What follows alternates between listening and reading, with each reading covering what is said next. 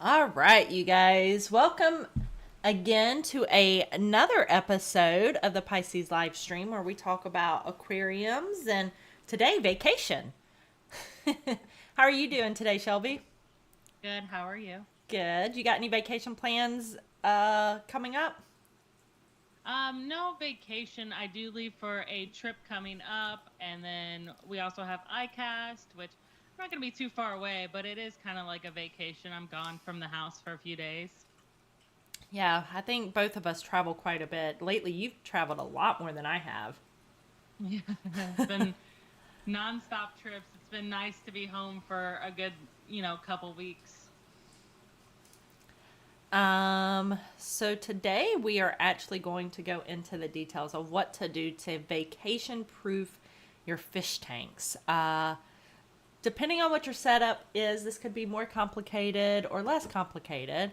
I think the biggest piece of advice that I want to keep harkening back to while I'm talking through this is something Greg Carroll always says, which is don't change your aquarium before you go on vacation. Like, leave it all the same. You don't want to make any major changes. Don't want to add new equipment or take off equipment or anything like that right before you leave because you want to make sure that you're there in case there is a problem.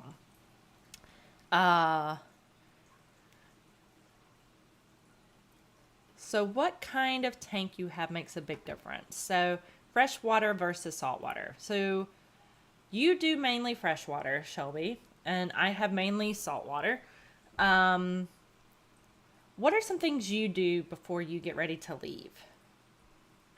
So mine's pretty simple. Most of the time, what we do is we'll do water changes if it's going to be longer than a few days. If it's just going to be a couple days, we normally just don't touch anything and we'll just feed. The good thing about freshwater is I have freshwater shrimp. Shrimp are much easier than fish to, let be for a while because they graze on the tank. They don't need to be fed like fish do. So we don't do much to the tank unless we see that something's wrong or hasn't been taken care of. We'll do a water change, and then we'll feed a vacation food specifically. So we have like soy bean that is really, it doesn't pollute the water and it stays in the tank for a little bit. So they'll graze on that for a few days. So it's real simple for us. So, vacation food, does that mean something that doesn't deteriorate quickly? Yeah, yeah. Okay. So it just doesn't pollute the water. It's very clean still. Like where a lot of the other food cannot, I've had a lot of food in the hobby won't deteriorate fast, but still can pollute the water. Where the other stuff is just it's real natural. It doesn't pollute. It's real cool. It's very used in the hobby. For saltwater, I actually don't really do much at all. Uh, Wow. Last summer, the summer before that, I actually left because we have a summer home. So we actually leave and the tank is going. But Wow. that's because everything on my fish tank is automated. I've spent a Oh. whole lot of money on automated equipment. So I have auto feeders. I have like when it feeds, the pumps stop for a certain amount of time, so that way the food doesn't go down the drain. There's lots of chemicals that need to be added. That I have dosing pumps that automatically add the things. Things shut themselves off if the levels change. So even day to Wow. day, I don't really need to touch my tank a whole lot unless I see like a coral has fallen or whatnot. Now, I do oftentimes have my neighbor come and feed a frozen food. And just because the fish like having something other than just dry pellets dropping. But other than that, I don't really do a whole lot. I'm surprised. Saltwater to me seems so complicated. So I guess if you set it up the correct way, it would be okay. Yeah, because vacation, like to me, thinking saltwater in my head and leaving for vacation would just be utterly disaster, like because corals are a little bit more finicky, the fish, they just seem like a lot harder to keep. So that's really cool to hear that you have it like all automated, it's ready to go. So maybe you can come set up a saltwater tank for us. Well, I think the automation is what kind of like throws people off. Like the Hmm. first thing is like having an auto top off system, and those aren't cheap. And what it is it's a sensor on the glass that can tell if the water line has dropped at all, and it is there's a tiny pump and a reservoir somewhere, and it pumps water into the tank. So I don't think a lot of people on the freshwater side do things like that. Though I do plan Hmm. on putting one on this tank because I'm so tired of topping that thing off. Because it's not like freshwater doesn't get topped off. The Hmm. problem with salt water is as the water evaporates, the salinity starts to increase because the salt doesn't evaporate with the water.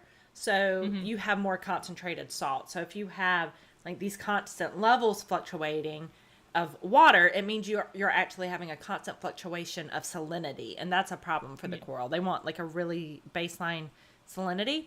So spending a little bit of money so that way you're not topping off every single day or multiple times a day, because this big tank right here I think takes like, I would guess like 6 or 7 gallons a day that it Wow, evaporates. that's crazy. That's a I know. lot. Yeah. So, that's not just like, let me pour in a little bit more water. So Hmm. having some type of system that's always taking care of it is super important for salt water. But for freshwater, it's probably not as big of a deal. Though, of course, Yeah. I'm sure, again, I don't know the freshwater side. Depending on what kind of freshwater you set up, like high tech versus low tech, would that make a difference Hmm. for how you prepare for leaving? Oh yeah, for sure. I mean, we have like our nicer planted tanks, but we don't have CO2, so we So don't when I say dabble high in the tech, that means CO2. CO2, right? Yeah, high tech in our world is definitely CO2.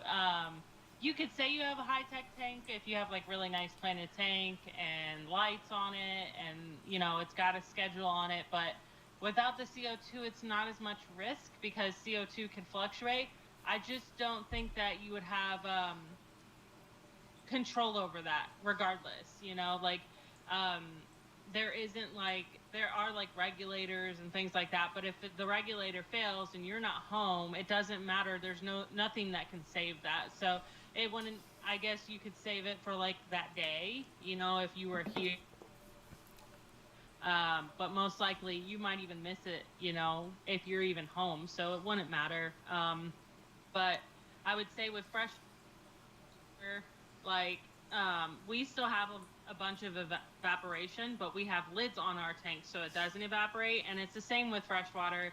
If you let it drop, the mineral content gets too much, and then a lot of people will come in and just put normal tap water in it, and then they have way too many minerals and usually end up killing like their plants or their fish in there, and they're like, what did I do wrong? Not realizing they just put a bunch of minerals in the water on top of it. Most of the time you'd have to like top off with distilled water if you do it that way. So it's not as serious because, I think freshwater is just like the cheaper side of wanting to do saltwater. Saltwater is generally just more expensive. I mean, from the corals to the salt in general to all the stuff that goes with it. Where freshwater, I could probably do a 10-gallon tank and have everything that I want and it look pretty and not have spent even like close to what you spent on maybe like a few corals. Yeah, and I mean that also depends on what type you're buying. There's coral that people will give away Hmm. for free because they grow like weeds. Yeah. But if you want nicer coral, you're going to spend some money, that's for sure. What about how many fish you have in the tank? Like a heavy bioload versus a lighter bioload. Does that make any difference for people who are getting ready for vacation for freshwater? Yeah, you would need someone to be able to feed those fish. Fish can go a little bit. If you have a nice cycled tank and it's good, it really depends on the type of fish because, like, anywhere from like an Oscar to a discus to a cichlid, those do need to be fed regularly, a couple times a day. So if you're leaving for a few days, like that's really, it's gonna hurt the fish in the long run. It might not just be noticeable the first time, um, but it really does. The cichlids are just dirty fish to me. I love them, but you would need to make sure you do a water change before you leave for sure. And then you probably need to leave food for someone to come feed them at least one of the days that you're gone. They would survive, don't get me wrong. Most fish will survive like a good week without food, but you'll be battling yourself, especially if you're trying to breed these fish. You'll be battling yourself because now they're unhealthy and you're trying to catch back up on their gut health. So, not good. Mexicali fish keeper said, leaving on vacation with a planted tank is super easy. I don't know if I would feel comfortable leaving for any extended period of time if my tanks were bare bottoms. He said, with omnivore fish, planted aquarium, your fish will survive prolonged periods without feeding because the fish will graze on the algae and plants. So that's kind of reiterating what you're saying. And of course, Stephen had to make the point that he's done a very good job of making freshwater expensive as well. Yeah. There's definitely ways for freshwater to be super expensive. That's for sure. It does not have to be cheap. But typically startups for new people is a little bit less hard on the wallet for people who are starting freshwater versus saltwater. But I think long term, because saltwater, we don't rescape, we don't change anything. Like, you don't want to rescape, in fact. Like, you don't want to reset the tank. Like, I would say long term, saltwater might end up being cheaper. You would think so. I don't know. I've failed way too many times with saltwater and have broke my wallet doing so. But on the same part, I have also spent like $1,000 worth of koi, lost koi. I've spent thousands of dollars on peacock cichlids and accidentally bought one female and didn't know, because you can have like a whole, it's like the reverse. You know how betas, you can actually have like a female sorority tank? Well, male peacocks, like, you could have them all together and it'd be fine as long as you don't have females, releasing those hormones in the tank. Well, I bought one, didn't know, woke up the next morning, and the like thousands of dollars we spent on peacocks went to waste. They were all gone. Oh, that's so sad. Did they fight or did they die? Oh, they kill them. Yeah, they're very vicious. They're sounds like clownfish. Aggressive.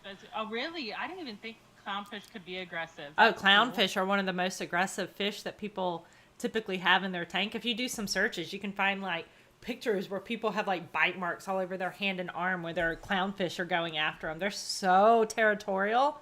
And so all clownfish are born male, and the most dominant one turns female. And she stays female by continuing, or she's going to say female anyway. She prevents anybody else from turning female by constantly like beating the crap out of the other males. So that's crazy. They are. I don't think about any of that. That's not. I would just buy clownfish because they're cool and they can swim in their little anemone. That's something. Wow. I know. Finding Nemo had it wrong.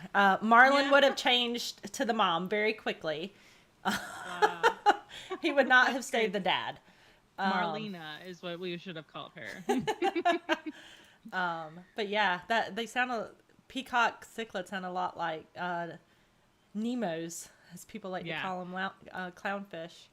I pretty much stopped cichlid care after that because I was just so devastated. And usually I keep Oscar. Like, I would say an Oscar is less aggressive than a peacock cichlid. Like, it's crazy to think of. Like, wow. Yeah, it's fish are fun, and every one of them has like different unique things that's interesting. Just like Killi's fish, that they love to jump. They'll jump right out of your tank. I mean, even just the smallest half-inch of gap, they will goodbye. Yeah, I've got some fish like that. My saltwater fish really like to jump. You can't see my lid, but I have a lid on the top of the tank that's like a net. And even then, like, I've got these little cracks that are like this big, and I'll have fish somehow get out those little corners, and I'm like, what? I didn't even think you could fit through here. Like, what did you do? And, you find their little dried up carcass later, and sad. Yeah.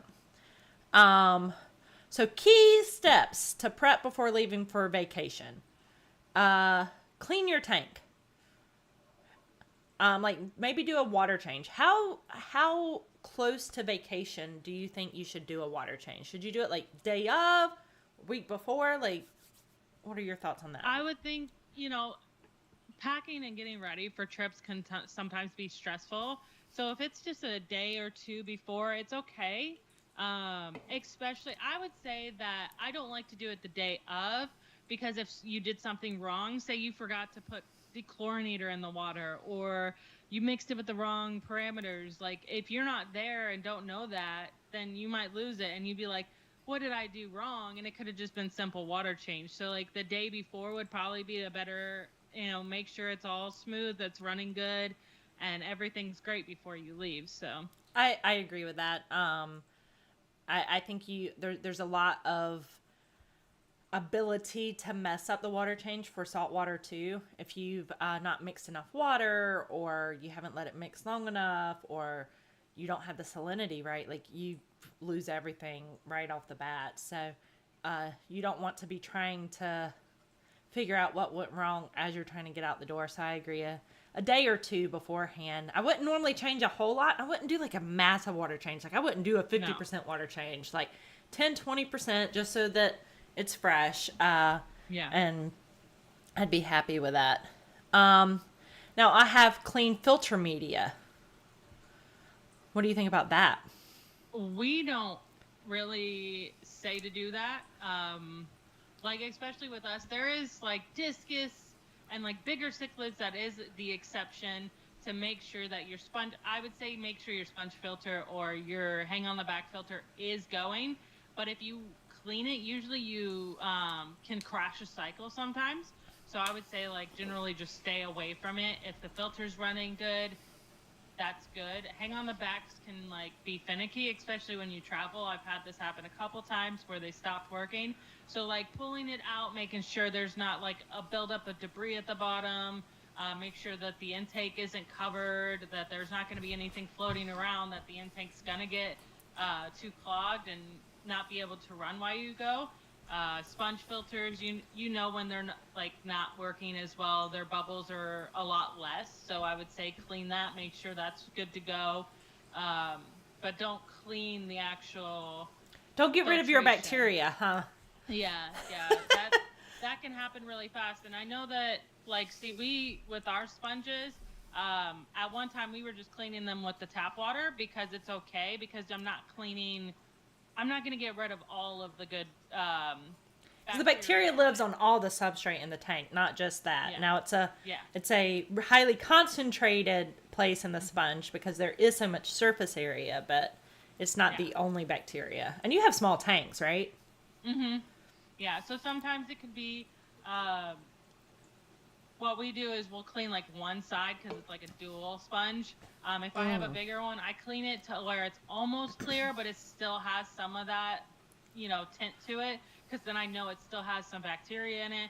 Plug it back in, and it usually sucks up all of that bacteria back in. So I think this is another difference between freshwater and saltwater.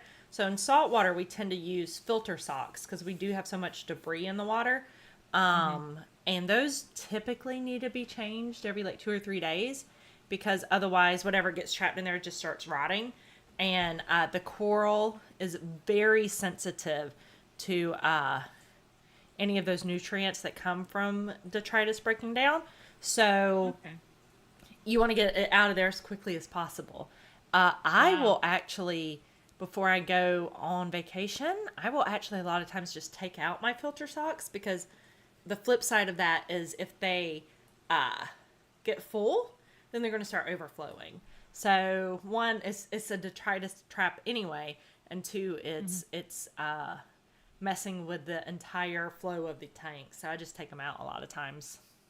Yeah, I don't like sumps very much. I still struggle with them, and that might be a reason why, is the filtration and all the stuff down there. With freshwater, I'm thinking if you take that out, you might have more issues, where it's saltwater, they're taking it out, So that might be a little bit of an issue that I've run into with mine. Well, in the saltwater also, like that rock that we use is super, super porous.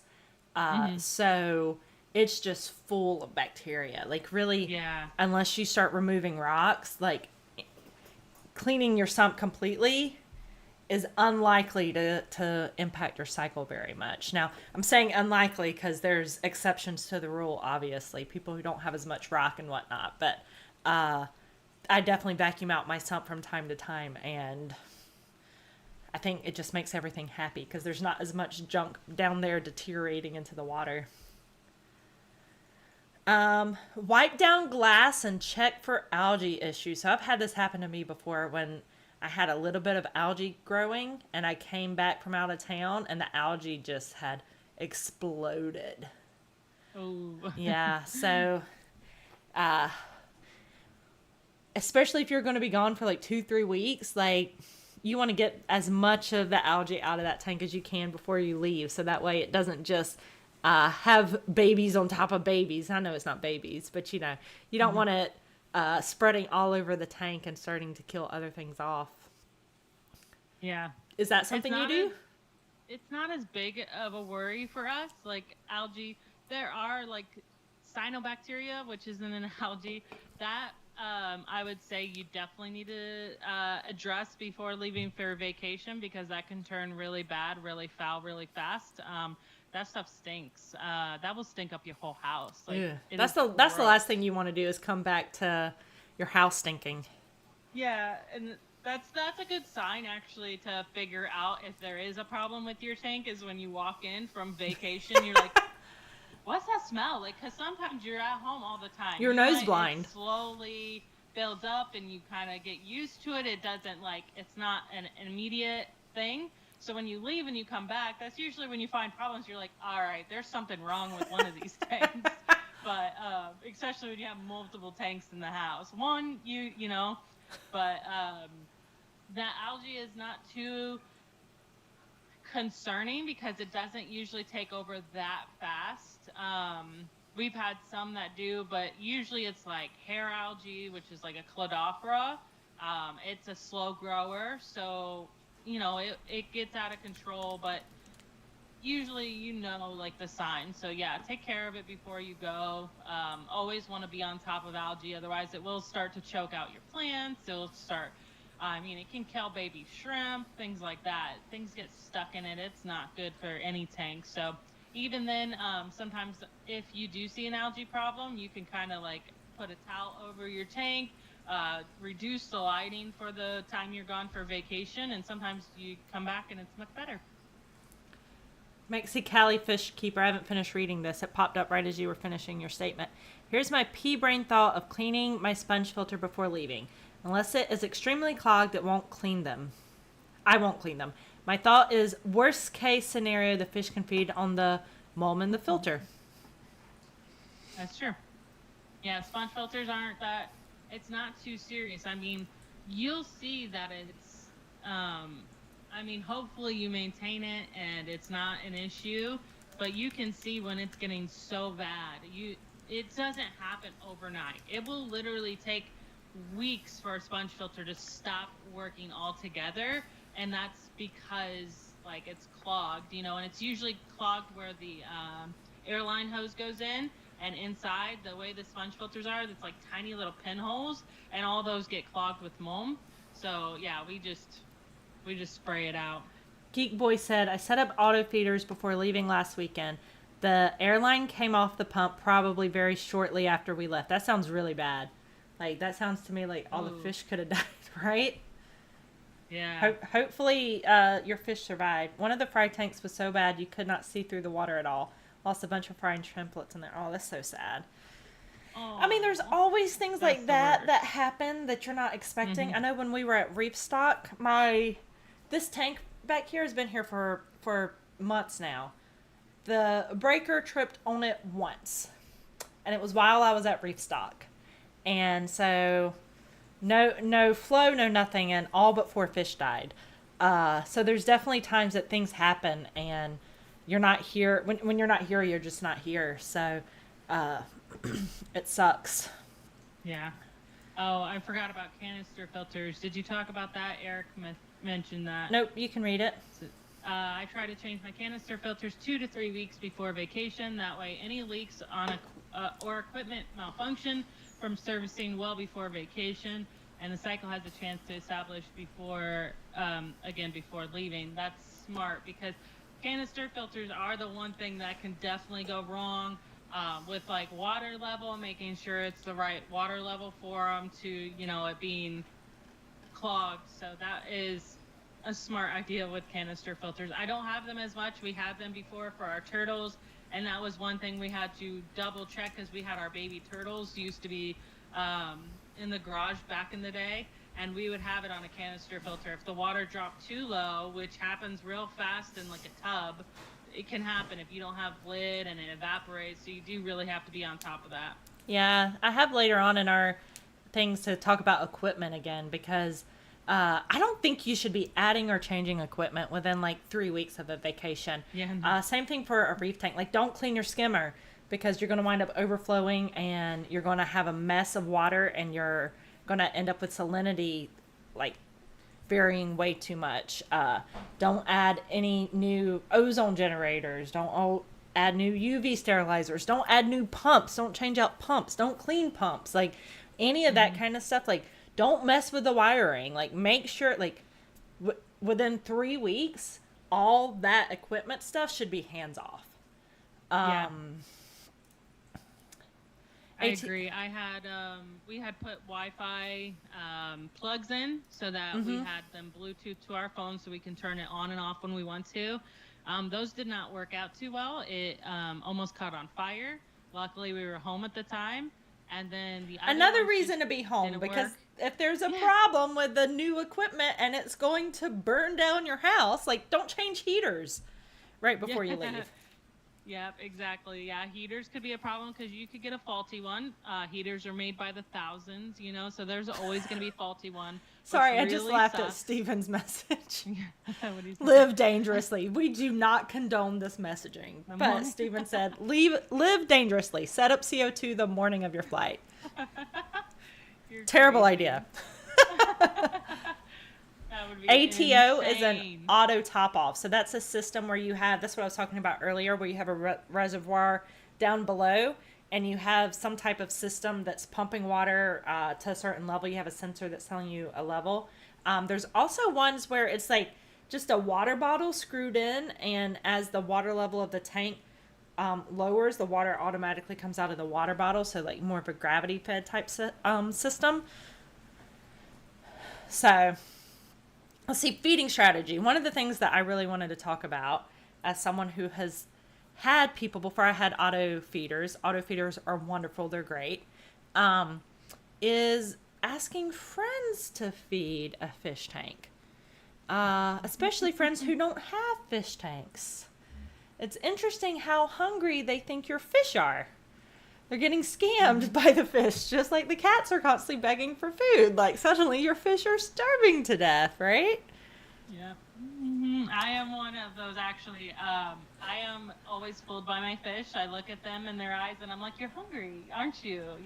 Why are you looking at me if you're not hungry?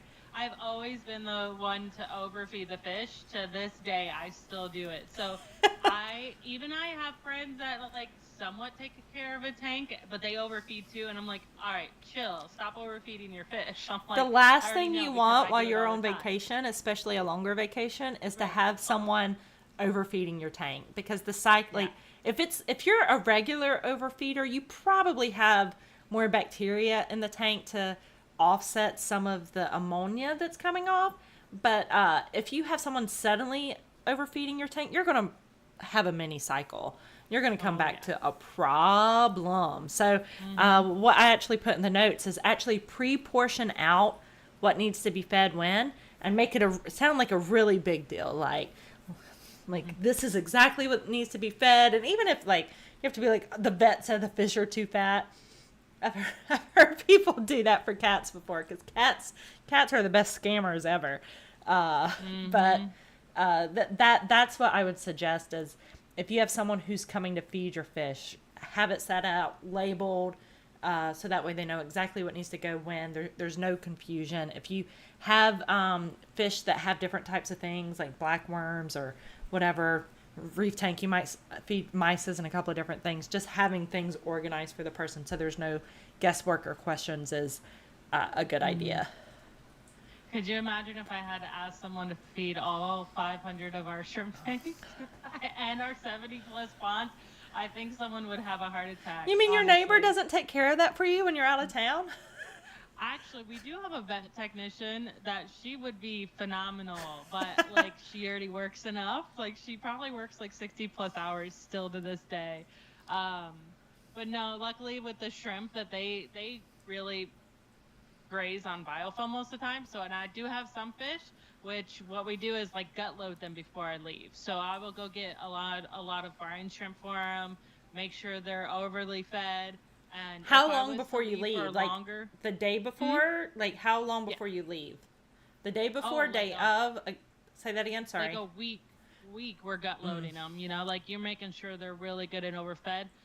That's a good thing with like live foods. Like certain live foods can live in the tank for a little bit, so they can feed on it for the next couple of days. So that's a good thing about freshwater is like some of it won't pollute the water. And other than that, I mean, I probably wouldn't ask. If I left for longer than a week, I would definitely need someone to come in and just like give food. And your recommendation of portioning it out was perfect. Otherwise, they're definitely going to get fooled by the fish because they're also like some of my fish look huge and fat and some of them are just pregnant, you know? And so they would think that they need to eat a little bit more. And it's like, no, they really only eat a little bit.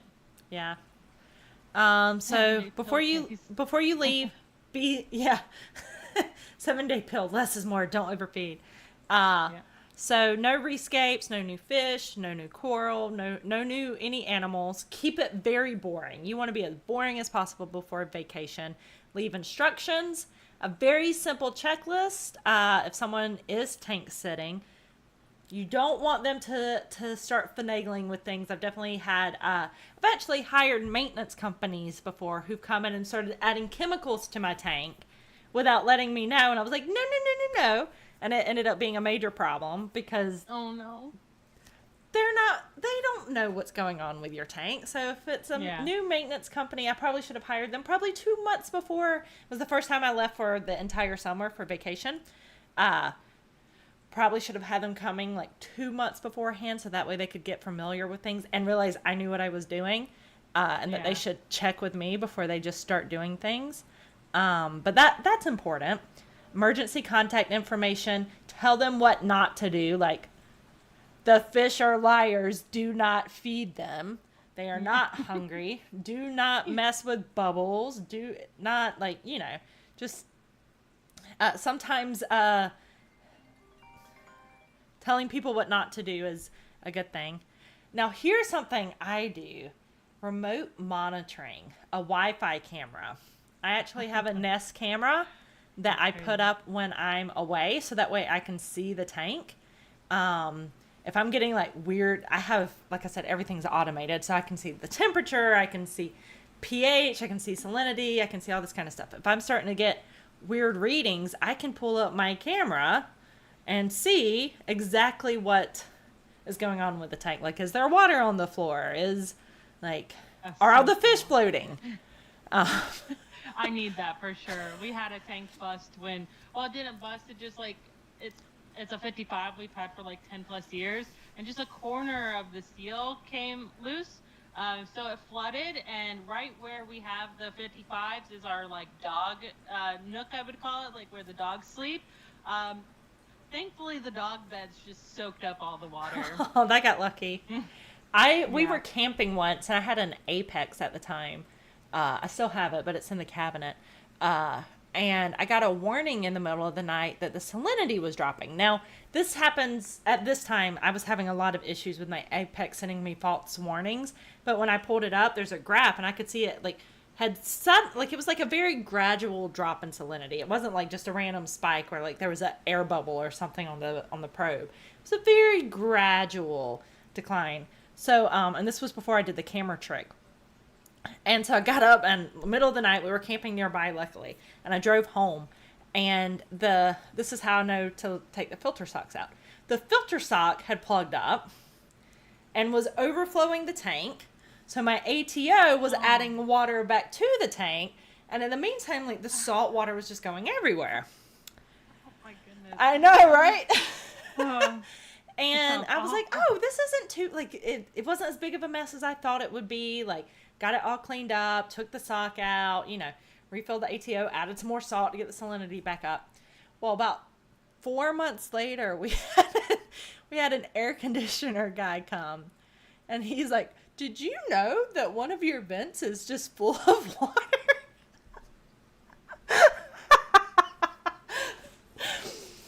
And I was like, That's crazy. that's shocking. And of course, it's the one right by the tank. I'm like, that's shocking. I knew immediately what it was. I was like, I have no Aw. idea. I was like, what do we need to do? And he's like, oh, I can replace the ductwork. And I was like, yeah. Also, don't tell my husband. I am so thankful. I don't know if Grant's watching right now. So thankful we do not have vents on the floor, because those would be filled with water, and that would be absolutely, like, that'd be terrible. Oh my God, yeah. Yep. So, like, it should have occurred to me, like, Yeah. like, oh, I really expected more salt water. It wasn't too bad to clean up. Like, it was a couple of towels, but I was like, oh, that wasn't so bad. It was bad. It just was hiding Caught from it me. in time. Yeah, so check your duct work, I suppose. All right, any other tips that you want to add? We're over our 30-minute mark, so Nope, I think we covered it. Vince, aka Easy Magic Drain.